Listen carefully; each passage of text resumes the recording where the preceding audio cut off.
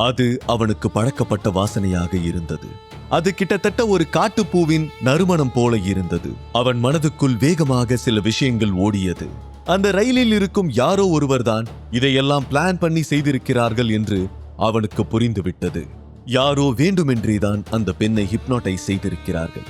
ஆனால் ஏனென்றுதான் இதுவரை புரியவில்லை. அவன் கம்பார்ட்மெண்ட்டை திரும்பி பார்த்தான்.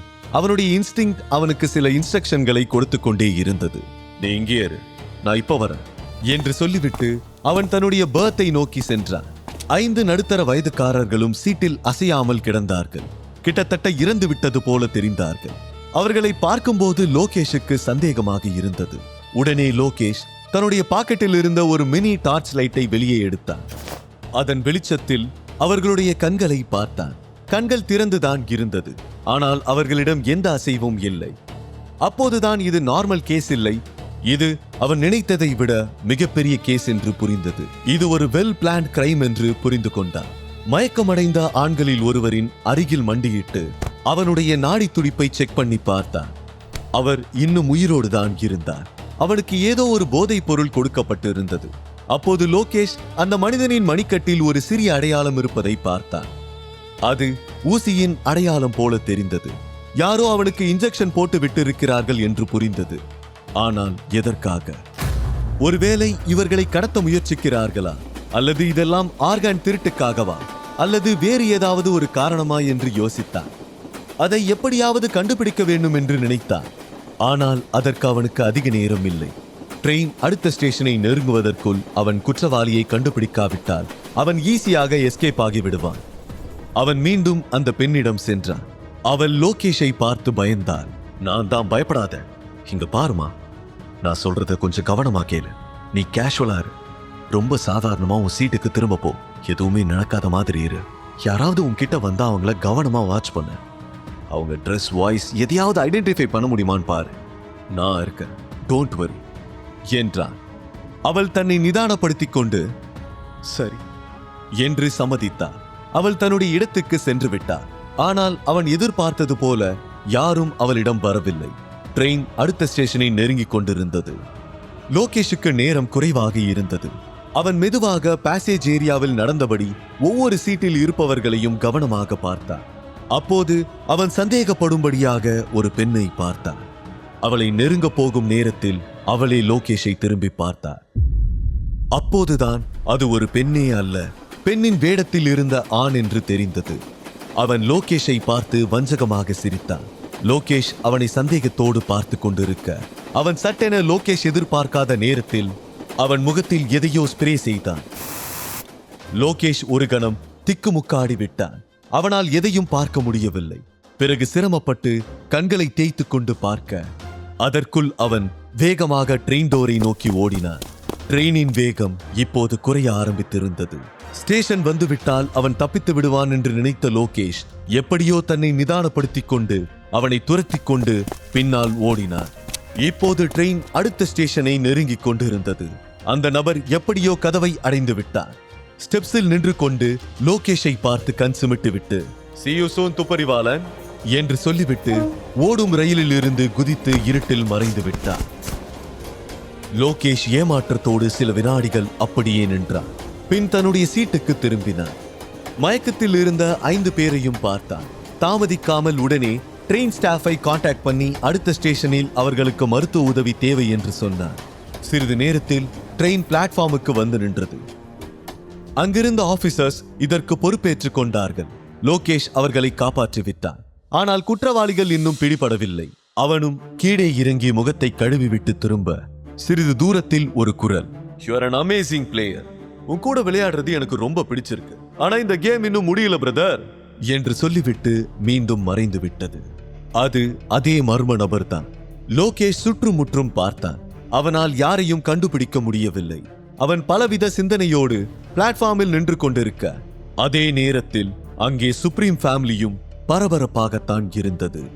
நட்டி நந்தினியையும் அவளுடைய அம்மா ரேகாவையும் பாட்டியையும் பெல்ட்டால் அடித்துக் கொண்டிருந்தார். அவர்கள் வழியில் அலறினார்கள். அதை பார்த்து அவன் கொடூரமாக சிரித்தபடி நிறுத்தாமல் அடித்தார். திடீரென சுப்ரீம் ஃபேமிலிக்கு வெளியில் ஒரு லக்ஸூரியஸ் கார் வந்து நிற்கும் சத்தம் கேட்டது. அந்த காரின் சத்தம் அவர்களை பயமுறுத்தியது. அது யார் என்று தெரியாத நிலையில் எல்லோரும் ஆளுக்கு ஓர் இடத்தில் சென்று ஒளிந்து கொண்டார்கள். சிலர் கதவுக்கு பின்னால், சிலர் டேபிளுக்கு பின்னால் என ஒவ்வொருவரும் ஒவ்வொரு இடத்தில் ஒளிந்து கொண்டார்கள். சிவா கதவுக்கு வெளியில் வந்து நின்றான்.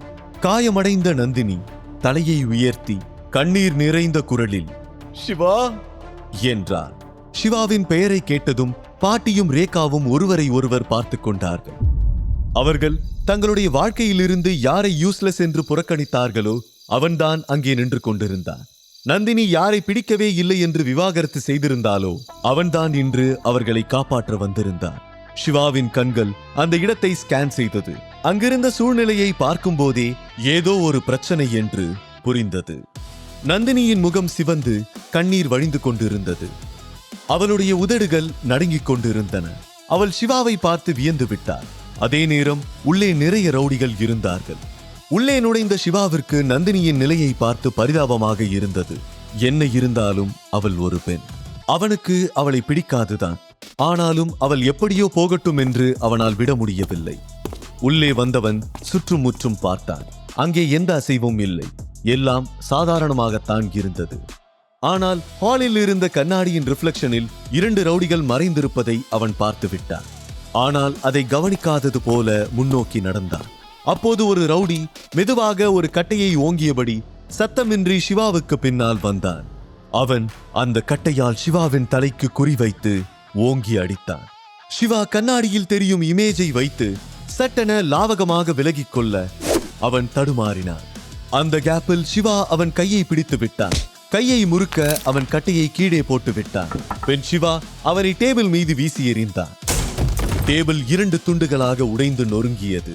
இதை பார்த்த இன்னொருவன் சிவாவை நோக்கி வேகமாக ஓடி வந்தான். அவன் கத்தியால் சிவாவை குத்த நினைத்தான். அதை பார்த்து பயந்த நந்தினி கண்களை மூடிக்கொண்டான். நந்தினியின் ரியாக்ஷனை வைத்தே தனக்கு பின்னால் ஒருவன் வருகிறான் என்பதை புரிந்து கொண்டு சட்டென விலகிக் கொண்டான். பிறகு அவனை பின்னோக்கி திரும்பி அவன் முதுகில் முழங்காலால் பலமாக உதைத்தான். அவனும் கீழே விழுந்து விட்டான்.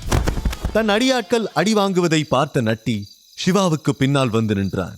நட்டியை பார்த்த ரேகா அழுது கொண்டே அவன்தான் என் பொண்ணு நந்தினிய பெல்ட்டால் அடிச்சான். அவன் நந்தினி கிட்ட தப்பா நடந்துக்க பார்த்தான் என்று ஆத்திரத்தோடு சொல்ல சிவா அங்கே கிடந்த பெல்ட்டை பார்த்தான். பின் கோவத்துடன் நட்டியை திரும்பி பார்த்தான். அவன் கண்ணில் கோவத்தை பார்த்த நட்டி 2 ஸ்டெப்ஸ் பின்வாங்கினான். ஆனால் அது டூ லேட். இனி அவனால் சிவாவிடமிருந்து தப்பிக்க வாய்ப்பே இல்லை. சிவா கோவமாக "How dare you touch a woman?" என்று கேட்க நட்டி பயந்து நடுங்கினான். சிவா நந்தினிக்கு எதிரில் கிடந்த பெல்ட்டை கையில் எடுத்தான். அவளுடைய வீங்கிய முகத்தை ஒருமுறை பார்த்தான். அதை பார்த்ததும் அவனுடைய கோபம் அதிகமானது. சிவாவின் கோபத்தை உணர்ந்த நட்டிக்கு வாய் குளறியது. அது நான் என்று தடுமாறினான். அவன் ஏதோ சாக்கு போக்கு சொல்ல நினைத்தான். ஆனால் அவன் பேசுவதற்குள் சிவா பெல்ட்டை காற்றில் சுழற்றி அவனை அடிக்க ஆரம்பித்து விட்டான். முதல் அடி நட்டியின் முதுகில் பட்டவுடன் அவன் வலியில் அலறி துடித்தான். அவன் துடிப்பதை பார்த்த நந்தினிக்கு ஆறுதலாக இருந்தது. சிவா தொடர்ந்து அவனை அடித்துக் கொண்டே இருந்தான். ஒரு கட்டத்தில் நட்டி சிவாவின் காலை பிடித்துக் கொண்டு கெஞ்ச ஆரம்பித்தான். சிவா நட்டியின் காலை பிடித்து ஒரு சலவைக்காரன் துணிகளை கல்லில் அடித்து துவைப்பது போல கர்ஜனையோடு அவனை ஓங்கி தரையில் அடித்தான்.